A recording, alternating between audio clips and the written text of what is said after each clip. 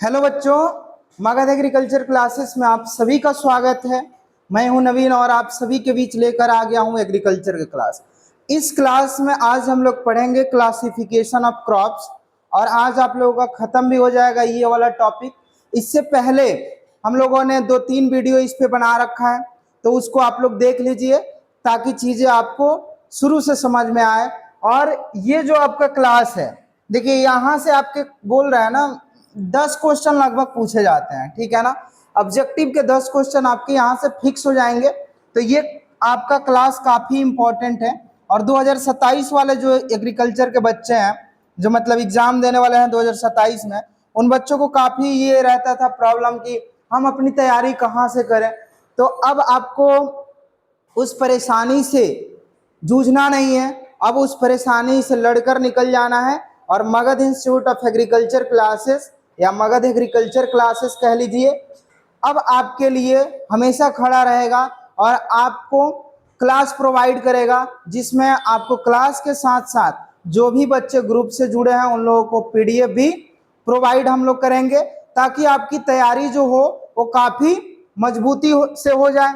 चलिए अब आते हैं हम लोग मेन टॉपिक पे। हम लोग पढ़ रहे थे क्लासिफिकेशन ऑफ क्रॉप्स। क्या पढ़ रहे थे? Classification of crops. अगर हम क्लासिफिकेशन ऑफ क्रॉप्स की बात करें तो कई आधारों पे हम लोगों ने इसका वर्गीकरण किया था। फसलों का वर्गीकरण कई आधारों पे हम लोगों ने किया था। इसका हिंदी होता है फसलों का वर्गीकरण। अब चलिए फसलों के वर्गीकरण, इसको थोड़ा सा हम लोग रिवीजन कर लेते हैं ताकि चीजें हम लोगों को क्या हो जाए, रिकॉल हो जाए, याद हो जाए, ठीक है ना। चलिए अगर हम फसलों के वर्गीकरण की बात करें तो पहला हमने बताया था सीजन के बेस पे। किसके बेस पे? सीजन। 3 सीजन है। एक है आपका खरीफ, ये बरसात शुरू होगा और जैसे ही ठंडी शुरू होगा, बरसात शुरू में बुआई होगा और ठंडी में क्या हो जाएगा, कटाई हो जाएगा। इसके एग्जाम्पल है आपके धान, मक्का, ज्वार, बाजरा, मूंगफली, कपास, ये सभी किसके एग्जाम्पल हैं आपके? अरहर, ये सब आपके खरीफ के एग्जाम्पल है। उसके बाद आपका आता है रबी। थोड़ा सा हम लोग रबी की बुआई हम अक्टूबर नवंबर में करते हैं और इसकी कटाई मार्च अप्रैल तक हम क्या कर लेते हैं, पूरी कर लेते हैं। इसमें आपका ठंडी के दिनों में क्या बोते हैं बाबू? तो जितना गोभी वर्गीय फसल है उसको बोते हैं हम लोग, सरसों बोते हैं, तोड़ी बोते हैं, राई बोते हैं। इसके अलावा जो मुख्य है इसका गेहूं, ये सबसे ज्यादा पूछा भी जाता है। आलू है। उसके बाद आपका ये दलहनी क्रॉप में अगर हम आए तो चना है, मटर है, देखते होंगे ठंडी के दिनों में बुआई होती होगी। और इसके अलावा आपका मसूर है। तो ये आपका हम लोग कौन सा क्रॉप हो गया?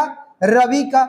जायद क्रॉप, जिसको हम लोग गर्मा के नाम से जानते हैं, इसको गर्मा फसल भी बोलते हैं। इसको हम लोग समर में उगाते हैं पूरा। तो इसकी बुआई हम लोग कब करते हैं? फरवरी मार्च में करते हैं। कब करते हैं? फरवरी मार्च में। ये हो गया सोइंग टाइम और ये हो गया हार्वेस्टिंग टाइम। इसकी हार्वेस्टिंग टाइम हम जून जुलाई तक निपटा लेते हैं, ठीक है ना। और इसकी अगर हम बात करें सोइंग टाइम की और इसका हम हार्वेस्टिंग टाइम, तो इसका सोइंग टाइम बाबू क्या हो जाएगा? अक्टूबर नवंबर। ये सभी आप लोगों को रिवीजन करा करा के पढ़ाएंगे ताकि चीजें आपको क्या हो जाए, याद हो जाए। अब आ जाइए हार्वेस्टिंग टाइम कब करेंगे? आपका मार्च अप्रैल में करेंगे। कब करेंगे? मार्च अप्रैल में। इसके बाद क्या है आपका इसका, अगर हम सोइंग टाइम की बात करें तो सोइंग टाइम हम जून जुलाई करते हैं। कब करते हैं? जून जुलाई। और अगर हार्वेस्टिंग टाइम की बात करें तो हम अक्टूबर नवंबर में करते हैं, अक्टूबर नवंबर में। तो देखिए जून जुलाई से शुरू हो गया, अक्टूबर नवंबर में हमने कटाई किया, अक्टूबर नवंबर में हम रबी उगा देंगे और रबी के बाद इसको मार्च अप्रैल में काट लेंगे और फरवरी मार्च में हम इसका जायद बो देंगे और इसको कटाई कर लेंगे जून जुलाई। और फिर यहाँ से शुरू हो जाएगा आपका फिर से खरीफ।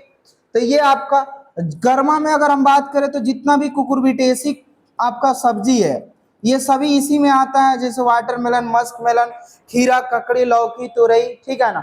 ये परवल, करेला, ये सभी किस में आता है? कुकुरबिटेसी में। इसको हम दियरा लैंड में उगाते हैं। ये भी क्वेश्चन पूछता है। इसको कौन से क्षेत्र में? दियरा। जहां नदी के किनारे आप देखिएगा तो दूर दूर तक आपको घर नहीं दिखेगा, उसी को हम बोलते हैं दियरा लैंड। क्या बोलते हैं? दियरा लैंड। उसके बाद इसमें हम सनफ्लावर भी उगाते हैं। क्या उगाते हैं? सनफ्लावर। और मूंग और उड़द। मूंग किस कलर का होता है? ग्रीन, तो ग्रीन ग्राम बोलते हैं। क्या बोलते हैं? Green gram. अब अगर हम बात करें ग्रीन ग्राम, उसके बाद उड़द को हम लोग क्या कहते हैं? ब्लैक ग्राम बोलते हैं। उड़द को क्या बोलते हैं?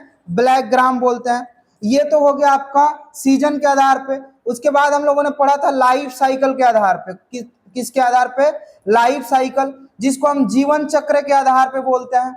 जीवन चक्र। अगर हम जीवन चक्र के आधार पे बात करें तो फसलों को हम लोग कितने वर्गों में बांटे हैं? 3 वर्ग में, जीवन चक्र के आधार पे।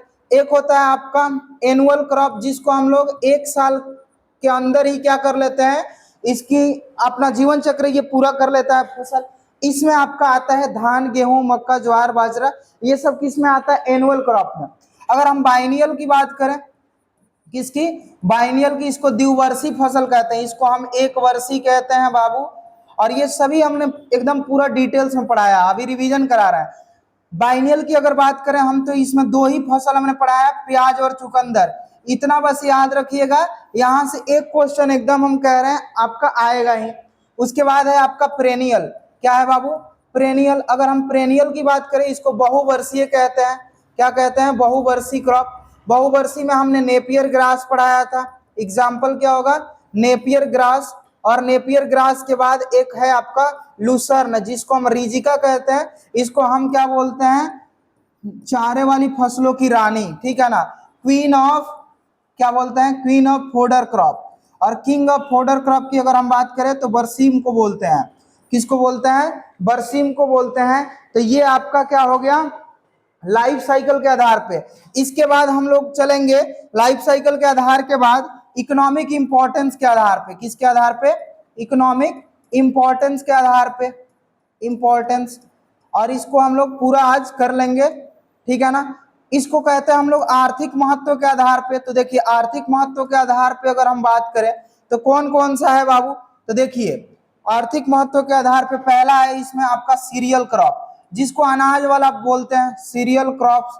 तो अनाज, इसमें दाल नहीं बताना है, तेल नहीं बताना है, आपको मेडिसिन वाला प्लांट नहीं बताना है, मसाला नहीं बताना है, जो अनाज है जैसे धान, गेहूं, ज्वार, बाजरा, मक्का, ये सब, ठीक है ना। तो इसको हम लोग बोलते हैं अनाज वाली फसलें।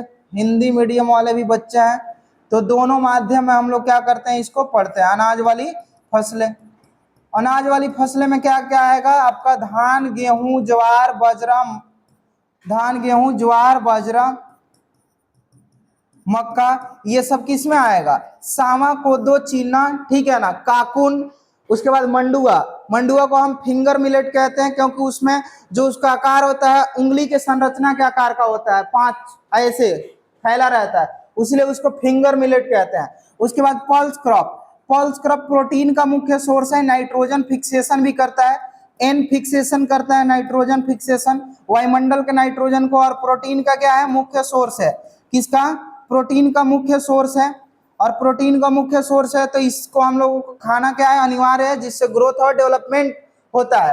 अब आ जाइए पल्स क्रॉप में, जितना पल्स है, ठीक है ना, चना, मसूर, आपका अरहर, उड़द, मूंग, उसके बाद कुछ लोबिया भी है, जैसे चारे वाली फसलों में ही आता है, तो ये भी क्या, चारे वाली और दाल वाला में भी आता है, ठीक है ना।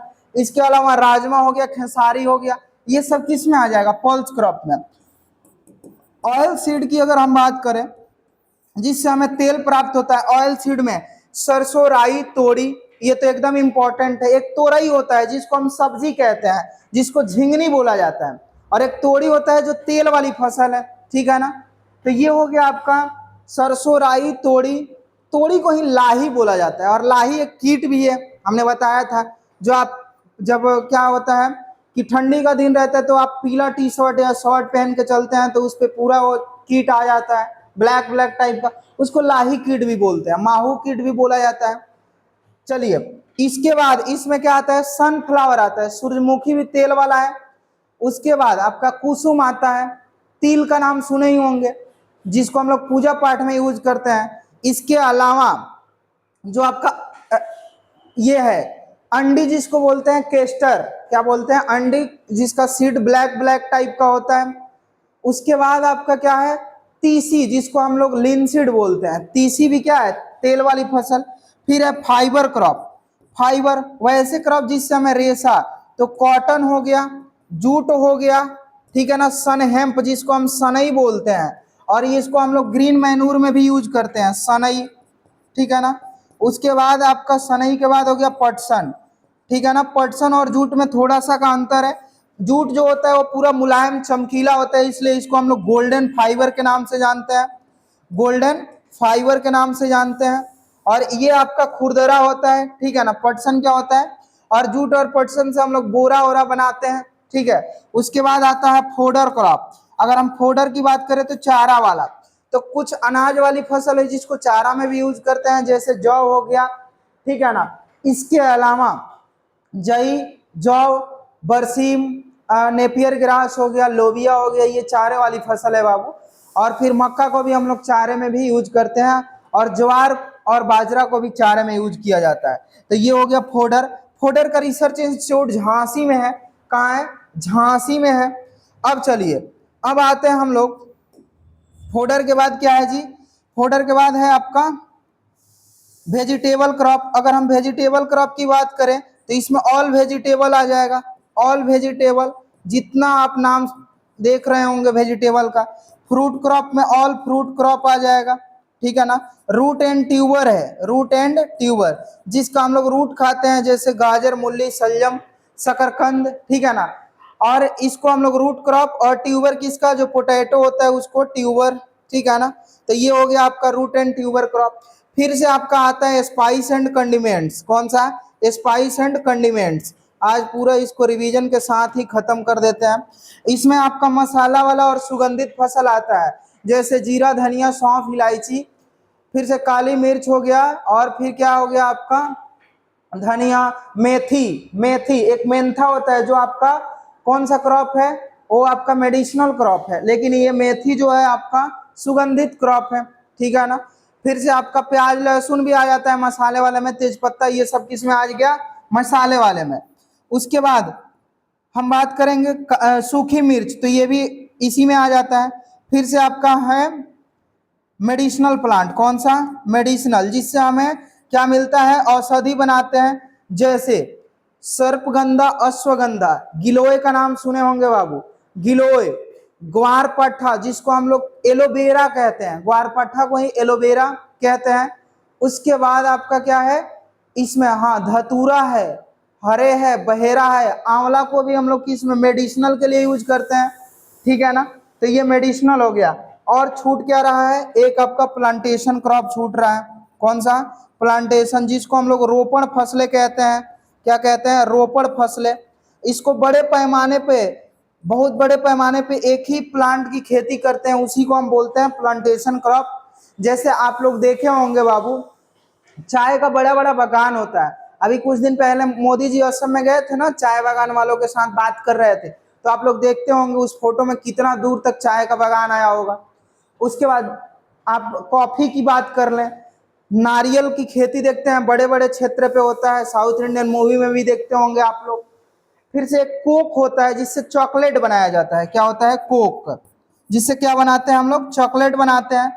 उसके बाद एक और है आपका स्टिम्युलेंट क्रॉप, कौन सा क्रॉप, स्टिम्युलेंट क्रॉप, जिसको खाने से शरीर में उत्तेजना आता है, ठीक है ना। इसको हम उत्तेजक फसलें बोलते हैं, क्या बोलते हैं, उत्तेजक फसलें। अगर हम बोले उत्तेजक फसल तो क्या क्या आ जाएगा आपका, कॉफी। अगर कॉफी सुबह सुबह किसी को मिल जाता है तो कितना एनर्जेटिक फील करता है। टी, अगर दादा दादी को टी सुबह सुबह अगर मिल गया तो उनके लिए लगता है यही जन्नत है, ठीक है ना। उसके बाद वो सुबह मतलब 11-12 बजे तक खाए बिना क्या कहीं से टहल के आ सकते हैं वो, ठीक है। फिर से ये जो नौजवान अभी का है ये इस पे टिका हुआ है, टोबैको पे, तो ये क्या है आपका स्टिम्युलेंट, उत्तेजक फसल है, ठीक है ना। अब आ जाइए, ये आपका खत्म हो गया उत्तेजक, कौन सा, इकोनॉमिक इंपॉर्टेंस के आधार पे। फिर हमने पढ़ा था बोटेनिकल फैमिली के आधार पे, किसका, बोटेनिकल फैमिली। तो बोटेनिकल अगर हम फैमिली के आधार पे देखें तो बोटेनिकल फैमिली के आधार पे क्या क्या है, पहला था ग्रेमनी, क्या था, ग्रेमनी, या इसी को हम बोलते हैं पोएसी। इसमें जितना अनाज वाला फसल है, जितना धान, गेहूं, ज्वार, अजरा, मक्का, ठीक है ना, ये आपका किस में आ जाएगा, सावा, कोदो, चिन्ना, जौ और जई, ये सभी आ जाएगा आपका ग्रेमनी में। फिर से हमने बताया था लेग्यूमिनेसी, दलहनी फसल। ऑल दलहनी क्रॉप किस में? लेग्यूमिनेसी में। इसी का दूसरा नाम है फेवेसी। आप सभी को लग रहा है कितना तेज पढ़ा रहे हैं सर, इससे पहले बहुत धीरे धीरे भी पढ़ाए हैं बाबू, ठीक है ना। ये रिवीजन करवा रहे हैं, और रिवीजन ज्यादा देर का नहीं होता है। देखिए रिवीजन अभी कितना हो गया, 8:33 हो गया, ठीक है ना। तो रिवीजन शॉर्ट टाइम के लिए होता है, इसको तुरंत निपटाना होता है, ठीक है ना। चलिए उसके बाद आता है आपका क्रूसीफेरी। क्रूसीफेरी में जितना भी कोल क्रॉप्स है, गोभी वर्गीय फसल और सरसों, राई और आपका हो गया तोड़ी, ये क्रूसीफेरी में आता है। फिर से आपका आ गया आपका कंपोजिटी। कंपोजिटी में आपका सनफ्लावर आता है। क्या आता है? सनफ्लावर कंपोजिटी में। फिर से आपका आता है टिलिएसी। टिलिएसी टिलिएसी में आपका आता है जूट। फिर आता है आपका मालवेसी। मालवेसी में आपका आता है कॉटन। कॉटन और पटसन, कॉटन और पटसन। और ये देखिए ये तीनों हम लोग जो है ना, ये तीनों को हम लोग कब उगाते हैं? खरीफ में। इसको हम जायद में उगाते हैं, और इसको हम लोग रबी में उगाते हैं। कब उगाते हैं? रबी में उगाते हैं। अब आ जाइए मालवेसी के बाद की बात करें, क्रूसीफेरी में जो आता है आपका गोभी वर्गीय, और साथ में सरसों, राई और आपका जो लाही या तोड़ी कह लीजिए। अब है मालवेसी हो गया आपका। फिर से आपका आ गया लिनेसी। कौन सा बाबू? लिनेसी। अगर हम लिनेसी की बात करें तो लिनेसी में लिनसीड आता है, नाम से ही पता चल जा रहा है। लिनेसी में लिनसीड, जिसको हम तीसी भी बोलते हैं। क्या बोलते हैं? तीसी। उसके बाद आपका क्या है, और कौन सा पढ़े थे भाई? और आ जाइए चीनोपोडियेसी। चीनोपोडियेसी में चीनो मतलब चिन्नी, तो क्या हो गया? चुकंदर। चीनोपोडियेसी, तो ये हो गया आपका चुकंदर। इसी में पालक भी आता है, वो सब्जी वाले में पढ़ लेंगे। फिर से आपका यूफोरबिएसी, इसको हम लोग फोर के निकालेंगे इसके सीड को। तो किसको फोर के निकालते हैं बाबू? तो यूफोरबिएसी फोर के हम लोग निकालते हैं केस्टर को, जिसको अंडी बोलते हैं, ठीक है ना। क्या बोलते हैं? अंडी। उसके बाद आपका आता है अम्बेली फेरी। क्या आता है? अम्बेली फेरी। अगर अम्बेली फेरी की बात करें तो इसमें आता है आपका गाजर, धनिया, सौंफ। गाजर, धनिया, सौंफ, और क्या आ गया भाई आपका? गाजर, धनिया और ये सौंफ, जो किस में आ गया आपका? अम्बेली फेरी। अम्बेली फेरी का दूसरा नाम है एपीएसी। क्या नाम है? एपीएसी। तो ये आपका हो गया क्या? बोटेनिकल फैमिली के आधार पे। अब कल पढ़े थे हम लोग, वहां से पढ़ेंगे आराम से अब, ठीक है ना। ये आपका रिवीजन वाला मोड खत्म हुआ। आइए कल हम लोग पढ़े थे स्पेशल यूज के आधार पे, ठीक है ना। लिखिए, इसको तो लिखवाए थे, कुछ पढ़ाए थे, कुछ उसमें छूटा हुआ है, ठीक है ना। तो इसको लिख लीजिए, classification of crops on the basis of special use. Special का मतलब होता है विशेष, स्पेशल यूज, ठीक है ना। इसको हिंदी में लिख लीजिए, विशेष उपयोग के आधार पे, विशेष उपयोग के आधार पर फसलों का वर्गीकरण। विशेष उपयोग के आधार पर फसलों का वर्गीकरण, ठीक है ना।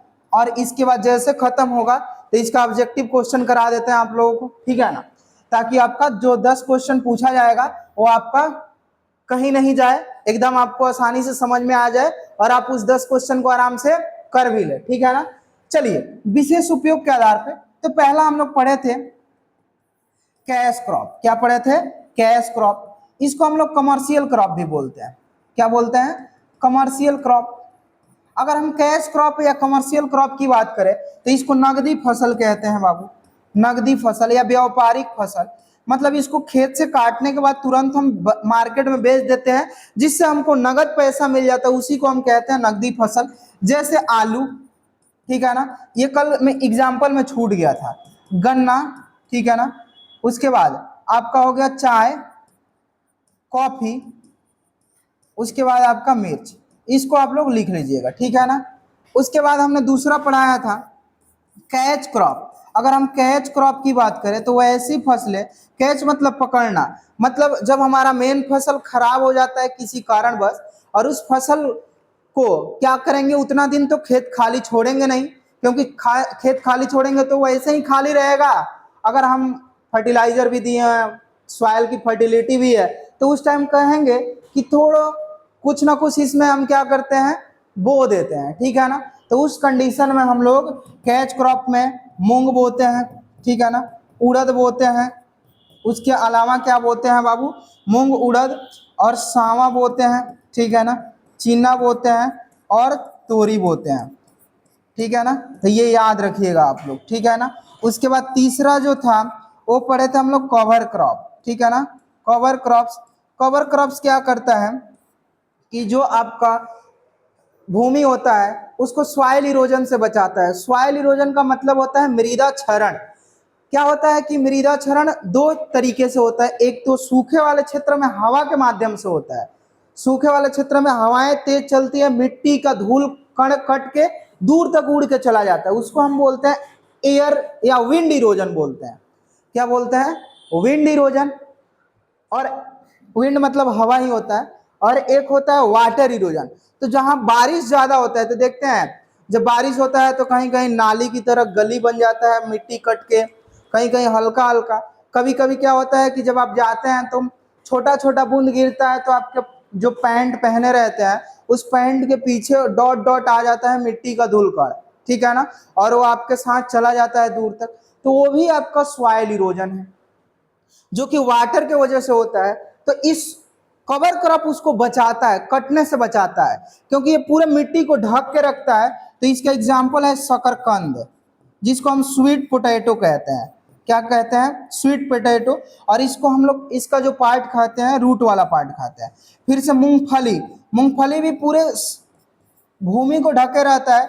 सोयाबीन, ठीक है ना, और मूंग और उड़द, मूंग और उड़द, और फिर से आपका लोबिया है, फिर से आपका लोबिया है। ये सभी क्या है, आपके कवर क्रॉप्स हैं। फिर आपका जो चौथा है, चौथा की अगर हम बात करें तो इसको हम बोलते हैं, एक हम लोग पढ़े थे कल, ग्रीन मैनूर क्रॉप। कौन सा, ग्रीन मैनूर क्रॉप।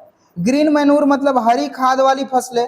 तो इसमें हम लोग दलहनी फसल उगाते हैं जो कि क्या करता है, आपका मिट्टी में नाइट्रोजन फिक्सेशन का काम कर देता है। और मिट्टी में इसकी हम लोग, जैसे प्लांट घुटने के आकार का होता है उसको क्या करते हैं, मिट्टी में ही जुतवा देते हैं, ठीक है ना, खेत में जुतवा देते हैं कटवा के, ठीक है ना। क्योंकि उससे क्या होता है कि हमारे मिट्टी की water holding capacity, soil fertility, ये सभी बढ़ जाता है और ये सड़ गल के खाद बन जाता है। और ये क्या होता है कि नाइट्रोजन फिक्स का भी काम करता है। तो इसमें आपका सबसे इंपॉर्टेंट है सनई, जिस ये तो एक फाइबर क्रॉप भी है, ढैंचा, और ये दोनों लेग्यूमिनेसी क्रॉप भी है। उसके बाद आपका आ गया लोबिया। क्या आ गया, लोबिया, ठीक है ना। तो ये हो गया आपका ग्रीन मैनूर। पांचवा था आपका वुड क्रॉप। कौन सा क्रॉप बाबू, वुड क्रॉप, जिससे हमें लकड़ियां मिलती है, जिससे हम फर्नीचर बनाते हैं।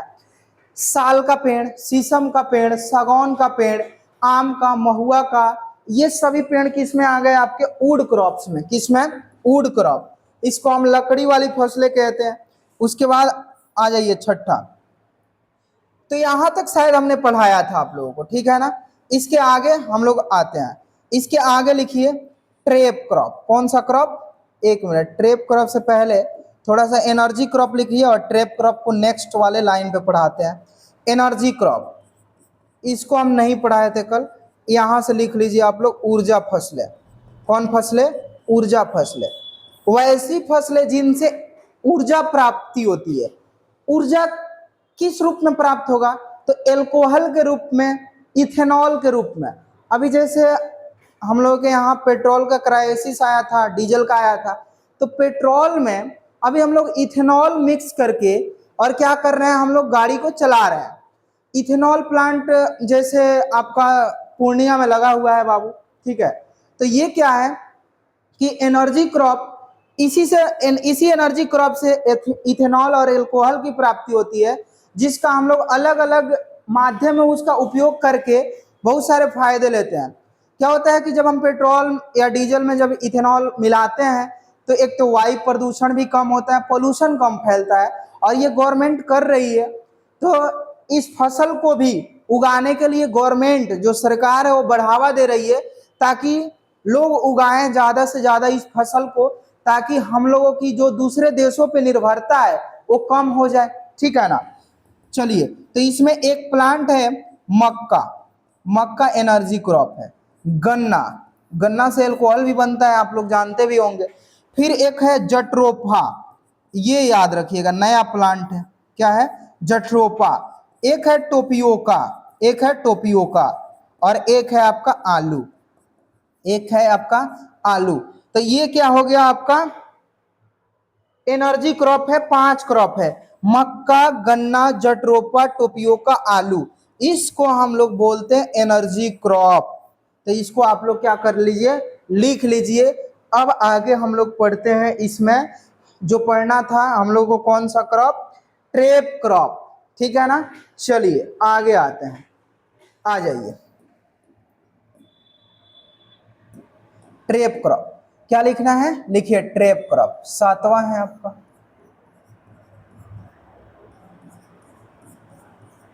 अगर हम ट्रेप क्रॉप की बात करें तो इसको हम लोग आकर्षक फसलें बोलते हैं। कौन सा, आकर्षक।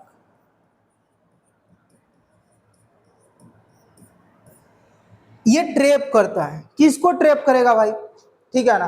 ट्रेप नाम आप लोग सुने भी होंगे कि हमको वो ट्रेप कर रहा है, ठीक है ना। चलिए, तो यहाँ हम लोग फसल पे आते हैं, ठीक है ना। ट्रेप क्रॉप उस फसल को बोलते हैं जो फसल क्या करता है कि कुछ ऐसे इंसेक्ट होते हैं जो अपने तरफ उस इंसेक्ट को आकर्षित कर लेता है, उसी फसल को हम ट्रेप क्रॉप कहते हैं। अब ये ट्रेप क्रॉप क्या करता है कि जो हमारा मेन फसल होता है ना, मुख्य फसल, उसको बचाने का काम करता है। उसको क्या करता है, बचाने का काम करता है, ठीक है ना। तो चलिए आइए हम लोग देखते हैं। इसमें आप लोग 3 कॉलम बनाइए, छोटा छोटा ही कॉलम बनाना है। एक तरफ लिखिए आप लोग मेन क्रॉप, कौन सा, मेन क्रॉप। एक तरफ लिखिए आप लोग ट्रेप क्रॉप। और ये किसको कंट्रोल करेगा, तो लिख लीजिए कंट्रोल। तो ये 3 चीजें हम लोगों को जानना है, यहां से क्वेश्चन आपके पूछे जाते हैं। तो मेन क्रॉप जब हम कॉटन लगाते हैं, कपास, क्या लगाते हैं, कपास, कपास। अब कपास जो होता है ना, तो कपास बॉल टाइप का होता है, उसी में रहता है रुई, जिसको हम लोग कर्टन बनाते हैं बाद में, उसको हम लोग बोलते हैं आपका सूती रुई बोलते हैं, ठीक है ना, जिसको फाइबर कहा जाता है। तो इसमें ट्रेप क्रॉप इसके चारों तरफ इसको बचाने के लिए, क्योंकि वो एक आपका इंसेक्ट होता है जिसको हम लोग बोलते हैं गुलाबी सुंडी, ठीक है ना, पिंक वॉल वर्म, उस इंसेक्ट से, या रेड बॉल वर्म होता है, ठीक है ना। इस इंसेक्ट को लिखिए रेड बॉल वर्म या पिंक बॉल वर्म या पिंक बॉल वर्म, इसको हम लोग बोलते हैं गुलाबी सुंडी या पिंक बॉल वर्म, ठीक है ना। इसको लाल सुंडी कीट बोलते हैं, ठीक है ना, या गुलाबी सुंडी। और ये काफी खतरनाक है दोनों कपास के फसल में, ठीक है ना, कपास के फसल के लिए काफी ये खतरनाक है। ये जाके काट देता है, जिससे रुई का क्वालिटी क्या हो जाता है, खराब हो जाता है।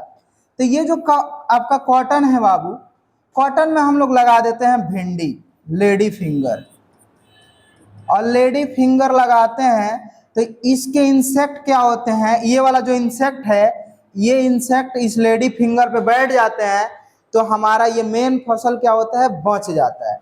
दूसरा फसल का नाम लिखिए तंबाकू, टोबैको। टोबैको में एक पैरासाइटिक होता है, पैरासाइट प्लांट होता है, जिसको ओरोबैंकी बोलते हैं। क्या बोलते हैं, ओरोबैंकी। ये आपका ओरोबैंकी, ये आपका पैरासाइट प्लांट है।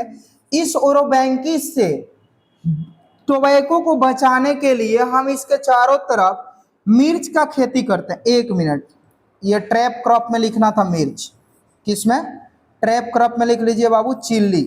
ट्रैप क्रॉप क्या लगाएंगे, चिल्ली, जिसको हम मिर्च कहते हैं। और ये बचाएगा किससे, ओरोबैंकी से। किस फसल को, ओरो ओरोबैंकी। ओरोबैंकी से किस फसल को? तंबाकू को। ओरोबैंकी को टोबैको से बचाए, टोबैको को बचाएगा ओरोबैंकी से। कौन बचाएगा? चिल्ली बचाएगा। यही तो हम लोग ट्रैप क्रॉप पढ़ रहे हैं, ठीक है ना। चलिए तीसरा लिखिए, मेन क्रॉप हम लोग का है कॉलीफ्लावर। कौन सा? फूल गोभी, कॉलीफ्लावर या टोमेटो, कॉलीफ्लावर या टोमेटो। इसमें एक कीट लगता है जिस कीट का नाम है diamond back moth. Diamond back moth, diamond back moth. जो डायमंड बैक मॉथ होता है ना बाबू, ये इसको हम लोग शॉर्ट में DBM कहते हैं, ठीक है ना, डायमंड बैक मॉथ। ये क्वेश्चन पूछता है कि डायमंड बैक मॉथ किस फसल का इंपॉर्टेंट कीट है, तो फूल गोभी और टमाटर का है। तो इस कीट से इस फसल को बचाने के लिए हम उसके चारों तरफ रेड मैरीगोल्ड लगा देते हैं। क्या लगाते हैं? रेड मैरीगोल्ड, मतलब लाल गेंदा फूल। अब ये लाल फूल देखेगा तो कहेगा यार फूल गोभी छोड़ो, पहले इसी को खाते हैं, लाल गेंदा फूल, ठीक है ना। अब इसी में उलझ जाएगा, तब तक ये हमारा कंप्लीट हो जाएगा और इसको हम लोग निकाल लेंगे, जिससे हमारा ये मेन फसल बच जाएगा। इसको तो हम लगाए ही थे ट्रैप करने के लिए, तो भाई तुम आओ ना, तुम्हारा स्वागत है, इस पे आ जाओ, कोई दिक्कत नहीं है, ठीक है ना। तो ये हो गया आपका ट्रैप क्रॉप। ये हम लोग स्पेशल यूज के आधार पे फसलों के वर्गीकरण को हम लोगों ने फिनिश कर दिया। अब हम लोग पांचवा क्लासिफिकेशन, पांचवा नहीं छठा क्लासिफिकेशन पढ़ेंगे, ठीक है ना। आ जाइए, ठीक है ना। छठा कैसे? एक तो सीजन था, एक लाइफ साइकिल था, एक इकोनॉमिक इम्पोर्टेंस था, एक बोटेनिकल क्लासिफिकेशन था, एक बोटेनिकल वाला था जिसमें बोटेनिकल फैमिली था, एक तो ये स्पेशल यूज हो गया। तो 5 हो गया। अब छठा लिखेंगे, ठीक है ना। तो लिखिए छठा, लिखिए क्लासिफिकेशन ऑफ क्रॉप्स, इसको F कर लीजिए बाबू। लिखिए classification of crops, classification of crops on the basis of, on the basis of ecology, ecology. Ecology का मतलब होता है परिस्थितिकी, मतलब प्लांट को बाहरी और आंतरिक परिस्थितिकी के आधार पर फसलों का वर्गीकरण, फसलों का वर्गीकरण। और आप सभी लोग जितने भी क्लास ये लोग आप लोग कर रहे हैं बाबू, आप देखिएगा कि एक समय के बाद आपको बहुत इजी लगने लगेगा। जब आगे पढ़ाएंगे ना क्रॉप, तो आपको मजा आएगा कि अरे ये तो पीछे पढ़े हुए थे चीजें, ठीक है ना, और कुछ कुछ नया उसमें चीज जुड़ेगा। तो आप लोग इस चीज को एकदम करते रहिए, क्लासेस को। बहुत शानदार आपका एग्जाम जाएगा और आपके इंट्रेंस के एग्जाम में भी आपको कोई प्रॉब्लम नहीं होगा, ठीक है ना। उस टाइम इंट्रेंस के टाइम पूरा इंट्रेंस मॉड्यूल पढ़ाएंगे और ये आपका बोर्ड और इंट्रेंस दोनों मॉड्यूल चल रहा है। और उस टाइम फुल हम लोग क्या करेंगे, फुली डिपेंड किस पे हो जाएंगे? इंट्रेंस पे, जब आप बोर्ड का एग्जाम दे लीजिएगा। अभी यूट्यूब पे ये सारे क्लास प्लेलिस्ट में, आप प्लेलिस्ट बना दिया है मैंने, और वहां पे प्लेलिस्ट में खोलिएगा तो एकदम आपको शुरू से क्लासेस मिलेगा, ठीक है ना। और अगर आपको इससे रिलेटेड सभी नोट्स चाहिए तो ये आपका हेल्पलाइन नंबर है, और इस नंबर पे आप लोग क्या कर सकते हैं? मैसेज कर सकते हैं, हाय लिखकर। हम उस ग्रुप में आपको ऐड कर देंगे। Magadh institute of agriculture classes के नाम से ही एक टेलीग्राम चैनल है, उसको भी आप लोग ज्वाइन कर सकते हैं, ठीक है बाबू। चलिए, तो ये आप सभी के लिए हम कर रहे हैं, ताकि जो आपको परेशानी होती थी, दिक्कत होती थी, क्योंकि देखिए आप बहुत सारे बच्चे जो गांव में रहते हैं, उन बच्चों को physics, chemistry, bio, Hindi, English की तो कोचिंग मिल जाती है, लेकिन एग्रीकल्चर की कोचिंग नहीं मिल पाती है, जिससे उनकी तैयारी वीक हो जाता है और उनको लगता है कि अरे भाई हम एग्रीकल्चर से इंटर कर रहे हैं तो हमारी तैयारी कैसे होगी। तो अब आपको परेशान होने की जरूरत नहीं है।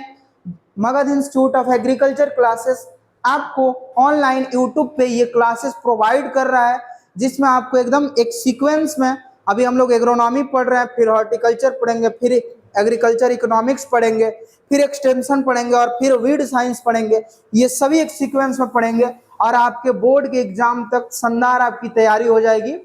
इसी के साथ अगर जिन बच्चों को ऑफलाइन क्लासेस करनी है तो बाजार समिति मेन गेट पटना में आ सकते हैं और यहाँ पे आप अपनी तैयारी को बेहतर कर सकते हैं। और साथ में अगर जिन बच्चों को काफ़ी प्रॉब्लम है तो ऑनलाइन भी क्लासेस कर सकते हैं। चलिए आइए, इकोलॉजी परिस्थितिकी के आधार पे कि कैसे परिस्थिति में वो प्लांट उत्पन्न हो रहा है। कुछ प्लांट पानी में भी होता है, कुछ प्लांट पानी सूखे में भी हो जाता है, कुछ प्लांट न मतलब ज़्यादा सूखा भी पड़े तब भी नहीं होगा, मतलब उसको मध्यम चाहिए। और कुछ ऐसे प्लांट है जो लवणीय मृदा है वहाँ पे होता है। तो ये 4 टाइप के हैं, इन चारों को हम लोग एक एक करके पढ़ते हैं। पहला लिखिए हाइड्रोफाइट्स प्लांट। कौन सा? हाइड्रोफाइट्स। इसको हम लोग बोलते हैं, हाइड्रो मतलब होता है जलोदभिद, जलोदभिद फसलें, मतलब जलोदभिद। ये बहुत ज्यादा पानी में भी ये प्लांट ग्रो करता है, उसको हाइड्रोफाइट। जो प्लांट पानी में उगता है, उसका जड़ या तना कहाँ रहता है? पानी में होता है, उसको हम लोग बोलते हैं हाइड्रोफाइट्स प्लांट। और हाइड्रोफाइट्स में के जो एग्जाम्पल है उसको लिखिए। एक आप लोग छठ पूजा में देखते होंगे, ब्लैक कलर का आता है सिंघाड़ा, जिसको पानी फल बोलता है लोग बच्चा, ठीक है ना, और व्हाइट व्हाइट उसमें से निकलता है, ठीक है ना। तो ये आपका होता है सिंघाड़ा। सिंघाड़ा सिंघाड़ा को हम लोग वाटर चेस्टनट बोलते हैं, वाटर चेस्टनट बोलते हैं। तो ये हमारा हाइड्रोफाइट्स प्लांट है और ये कहाँ पे होता है? आपका पानी में होता है। उसके बाद कमल, जो आपका कमल का फूल है, जो आपका राष्ट्रीय फूल है, इसको हम लोग क्या बोलते हैं बाबू? कमल को इंग्लिश में क्या बोलते हैं जी? लोटस। क्या बोलते हैं? लोटस। चलिए, ये हो गया हाइड्रोफाइट्स। मखाना, बिहार में जो आपके मधुबनी के दरभंगा के बच्चे होंगे ये तो जानते ही होंगे। मखाना ये भी पानी में होता है। क्या होता है? पानी में। तो ये 3 चीजें याद रखिएगा, लिख लीजिए ATC। चलिए, दूसरा है आपका हाइड्रोफाइट्स के बाद है आपका जीरोफाइट्स। जीरोफाइट्स, अगर हम जीरोफाइट्स की बात करें तो जीरोफाइट्स को हम लोग बोलते हैं शुष्कोद्भिद। शुष्कोद्भिद, शुष्कोद्भिद का मतलब होता है ये शुष्क क्षेत्र में, मतलब सूखे क्षेत्र में भी ये क्या हो जाएगा? आपका प्लांट हो जाएगा। इसको अगर पानी नहीं भी मिलता है तो ये प्लांट उसमें सरवाइव कर जाएगा, मरेगा नहीं। जैसे मरुस्थल वाला क्षेत्र होता है तो इसको हम लोग आप बोल सकते हैं मरुस्थल वाले क्षेत्र में उगाते हैं। कहाँ? मरुस्थल वाला क्षेत्र। तो इसमें कौन कौन सा? आप लोग नागफनी का कांड देखे होंगे, वो प्लांट, तो लिखिए नागफनी। उसका पत्ती जो होता है ना बाबू, वो पत्ती मोटा हो जाता है, मांसल रूप में हो जाता है। क्यों हो जाता है? क्योंकि पानी कम मिलता है उसको, और पानी कम मिलता है तो ज्यादा टेम्परेचर रहेगा, तो अगर पतला पत्ता रहेगा उसका तो जो पानी है ना वो स्टोमाटा जो जब खुलेगा तो तुरंत पानी वायुमंडल में चला जाएगा वाष्प बन के, ठीक है ना। तो वो पानी क्या होता है? स्टोर करके रखता है, इसीलिए अपने पत्ती को मोटा मांसल के रूप में डेवलप कर देता है ताकि पानी को लंबे समय तक बचा कर रखे, जिससे वो प्लांट क्या रहे? जीवित रहे। तो नागफनी को हम लोग कैक्टस बोलते हैं। क्या बोलते हैं? कैक्टस। उसके बाद एग्जाम्पल है घिक्वार। घिक्वार, और घिक्वार को ही हम बोलते हैं ग्वारपाठा।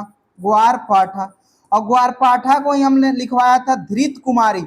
ये एक आपका मेडिसिनल प्लांट है बाबू, ठीक है। और घिक्वार जो है, घिक्वार को ही एलोवेरा बोलते हैं, और इसी एलोवेरा को तो सब चेहरे पे लगाता है सब, ठीक है ना।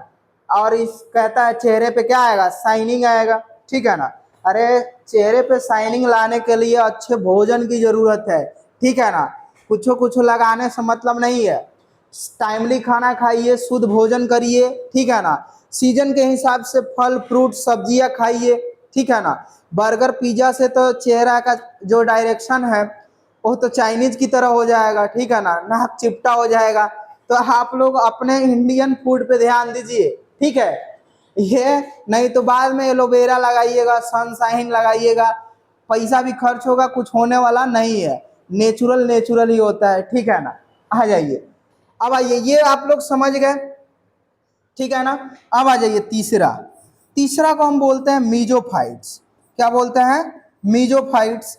अगर हम मीजोफाइट्स को बोलते हैं मध्योदभिद, मध्योदभिद, ठीक है ना। हिंदी में इसका नाम बड़ा कठिन है, तो ये मीजोफाइट, जीरोफाइट ऐसे ही याद रखिएगा। हाइड्रो मतलब, भाई हाइड्रो मतलब जल, ठीक है ना। जीरो मतलब पानी नहीं हो रहा है, मतलब पूरा गर्मी है यहाँ पे। अब मीजोफाइट मतलब मध्योदभिद, मीजो मतलब मध्य ही होता है। तो इसमें मतलब न ज़्यादा बारिश, बहुत ज़्यादा ना बारिश चाहिए, ना बहुत ज़्यादा सूखा चाहिए, ना बहुत ज़्यादा गर्मी चाहिए, ना बहुत ज़्यादा ठंडी चाहिए, ये मीडियम वाला है। तो इसमें आप हम लोग उगाते हैं राइस, गेहूं, ठीक है ना, मेज, ठीक है ना, सरसों, आम, ये सब हम लोग किस में उगाते हैं? मध्योदभिद में। चौथा लिखिए, ये दोनों याद रखिएगा, ये यहां से क्वेश्चन पूछ देता है। उसके बाद लिखिए चौथा, इसको हेलोफाइट्स बोलते हैं, हेलोफाइट्स, ठीक है ना। इसको हम लोग बोलते हैं लवणोद्भिद, ठीक है ना। ये लवण वाले मृदा में, जहां लवणीय, जहां पे सोडियम के जो होते हैं आपके क्या, सल्फेट और मैग्नीशियम के सल्फेट के जो लवण उत्पन्न हो जाते हैं, वहाँ उसको, वहाँ पे लवणीय मृदा उत्पन्न हो जाती है। और उस क्षेत्र में हम इस प्लांट को क्या करते हैं, ये खुद जो नदी का किनारा या सागर समुद्र का किनारा होता है ना, वहाँ पे होता है। तो इसको हम बोलते हैं हेलोफाइट। और इसमें हम लोग मैंग्रोव वन उगाते हैं, मैंग्रोव, ठीक है ना। और मैंग्रोव वन जो कि सुंदर वन का डेल्टा आप लोग जानते हैं, ये आपके पश्चिम बंगाल में है, वहाँ पे मैंग्रोव वन होता है। कच्छ का जो मैदान है जहाँ पे, गुजरात में, वहाँ पे भी मैंग्रोव वन है। तो यहाँ पे हम लोग मैंग्रोव वन उगाते हैं। उगाते क्या है, ये अपने से उग जाता है भाई, ठीक है ना। तो ये हो गया आपका हाइड्रोफाइट्स। ये आपका इकोलॉजी के आधार पे हो गया, पारिस्थितिकी के आधार पे। अब आइए नेक्स्ट, ठीक है ना। हमको लगता है कि आप लोगों को एकदम समझ में आ रहा होगा, अच्छे से समझ में आ रहा होगा। अब आइए नेक्स्ट, नेक्स्ट जो है पढ़ लेते हैं, यही लास्ट है, जी नंबर। ये आपका 7वां या 8वां है, ठीक है ना।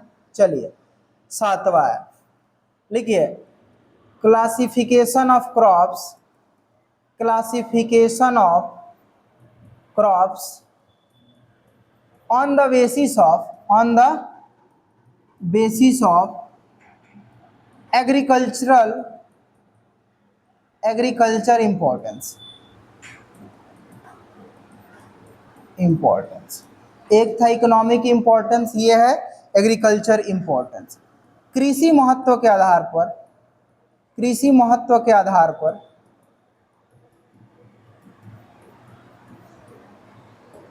कृषि महत्व के आधार पर फसलों का वर्गीकरण। अब कृषि महत्व क्या क्या है फसल का, अब समझ लीजिए। कृषि महत्व है कि किस फसल को में, मतलब बीज का साइज क्या होता है। तो एक तो सीड साइज के आधार पे हो जाएगा इसमें। अब इसके भी कई ब्रांच हैं, सीड साइज के आधार पे हो जाएगा। किस फसल को कितनी गहराई में और कितनी उथली ला में बोते हैं, मतलब किसका जड़ गहरा होता है, किसका उथला होता है, यहाँ से भी क्वेश्चन पूछता है। कौन क्रॉप लेग्यूम है और कौन क्रॉप नॉन लेग्यूम है, मतलब कौन दलहनी है और कौन अदलहनी है, तो इसमें तो बताना है नहीं। उसके बाद आता है कौन से फसल मृदा कटाव को प्रमोट करता है और कौन सा फसल मृदा कटाव से मिट्टी को बचाता है, ठीक है ना। तो आइए इसके आधार पे, जो इसमें पहला लिखिए आप लोग, पहला लिखिए size of seed, size of, बीज के आकार के आधार पे, बीज का आकार, ठीक है ना। इसके आधार पे जब हम बात करें फसल कितने टाइप के होते हैं, तो 3 टाइप के होते हैं। एक होता है आपका, एक होता है स्मॉल साइज सीड, ठीक है ना। इसको हम छोटी, इसको क्या बोलते हैं, देखो छोला लिखा रहा है, ठीक है ना।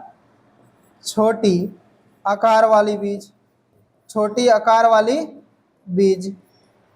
अगर हम छोटी आकार वाली बीज की बात करें तो इसमें आपका जो कोल क्रॉप्स, गोभी वर्गीय फसल आता है, देखिएगा आप, गोभी का, पत्ता गोभी का, इसका सीड बहुत छोटा छोटा होता है, और मस्टर्ड का, और मस्टर्ड का, और राई का, और तोरी का, इसका सीड काफी छोटा होता है। तो ये आपका हो गया स्मॉल साइज सीड, और यहां से भी पूछा जाता है आपका क्वेश्चन। दूसरा लिखिए मीडियम साइज सीड, ये मध्यम आकार वाला होता है, मीडियम साइज सीड, इसको हम बोलते हैं मध्यम आकार वाला, मध्यम आकार वाली बीज। अगर हम मध्यम आकार वाली बीज की बात करें तो इसमें क्या क्या आता है, तो इसका एग्जाम्पल है आपका धान, गेहूं, ज्वार, जौ। इसका जो साइज होता है वो मध्यम साइज का होता है, इसका जो साइज क्या होता है, मध्यम साइज का होता है। अब आइए तीसरा लिखिए, इसको हम लार्ज साइज बोलते हैं, बड़ा साइज, ठीक है ना, लार्ज साइज सीड। इसको हम बोलते हैं बड़े आकार वाली बीज, बड़े आकार वाली या आकार वाले बीज। बड़े आकार वाले बीज की अगर हम बात करें तो इसमें आपका मेज आ जाएगा, देखते हैं उसका सीड जो होता है बड़ा होता है। चना आ जाएगा, ग्राम, पी, मटर, फिर से आपका हो जाएगा कॉटन, ठीक है ना, फिर से आपका आ जाएगा केस्टर, जिसको हम अंडी बोलते हैं, ठीक है ना। तो ये हो गया आपका लार्ज साइज सीड। यहां से आपके बोर्ड के एग्जाम में क्वेश्चन पूछे जाते हैं, और इतना एग्जाम्पल आप याद रखिएगा। छोटा वाला कहेगा तो छोटा वाला, मध्यम कहे मध्यम, और आपका लार्ज साइज कहे तो साइज सीड का देख के ही पता चल जा रहा है, ठीक है ना। चलिए अब इसमें है आपका, अब इसमें हम लोग पढ़ेंगे जड़ के डेप्थ ऑफ रूट के आधार पे, मतलब जड़ की गहराई के आधार पे, ठीक है ना। तो चलिए आते हैं नेक्स्ट, जो आपका नेक्स्ट है, लिखिए ये इसका बी नंबर है, डेप्थ ऑफ रूट, जड़ की गहराई। तो एक गहरी जड़ वाला होता है और एक उथला जड़ वाला। तो इसमें लिखिए पहला, एक लिखिए उथला जड़, उथली जड़ वाली फसल, और दूसरा लिखिए गहरी जड़ वाली फसल, गहरी जड़ वाली फसल। अगर हम उथली जड़ बोले तो इसको हम सैलो